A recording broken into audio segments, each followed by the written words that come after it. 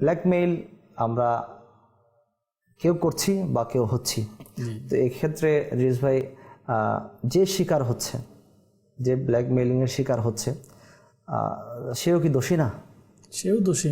যে ব্ল্যাকমেইল করছে তার দোষ বেশি, কিন্তু যে অসতর্কতার কারণে হচ্ছে, তো দোষটা যদি আমরা আসলে ভাগাভাগি করি, তো কার দিকে পাল্লা বেশি ঝুঁকছে এটার ব্যাপারে একটু মূলত তো মাসুদ ভাই চিন্তা করলে যে ব্ল্যাকমেইলিং করতেছে সে তো বড় অপরাধী হবে, কারণ মানুষের জানা অনেক সময় দোষ হয়ে যায়।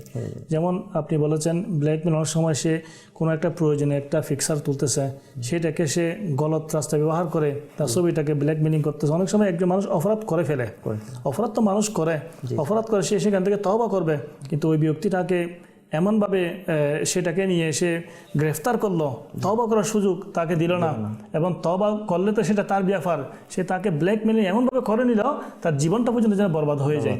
ওদিকে যে সমস্ত গুণের মধ্যে আমরা যারা জড়িত হয়ে পড়ি, যেমন মোবাইলে অসতর্কতার কারণে, সেখানে তো আমরা দোষী, কিন্তু সবচেয়ে বড় অপরাধী হবে ওই ব্যক্তি। তার অপরাধ মাফার জন্য কোনো যন্ত্র পাওয়া যাবে না। একজন মানুষকে কষ্ট দেওয়া, অথচ নবী করিম সাল্লাল্লাহু আলাইহি ওয়াসাল্লাম হাদিসে পাক রয়েছেন, হাদিসে পাকের খোলাসা, খানায়ে কাবাকে দেখে আমার নবী ইরশাদ করেছেন, খানায়ে কাবা তোমার সৌন্দর্য, তোমার মহত্ব অনেক বেশি, কিন্তু একজন মুসলমান, একজন ইমানদারের সম্মান তোমার চাইতে বেশি। আর সে মুসলমানের ইজ্জত নিয়ে, মানুষের ইজ্জত নিয়ে আর মানুষ খেলা করা, সে অধিকার তো কেউ দেয়নি কাউকে, কিন্তু যে করতেছেন অনেক বড় অপরাধী হবে। কিয়ামতের ময়দানে অনেক কঠিন শাস্তির সম্মুখীন তাকে হতে হবে।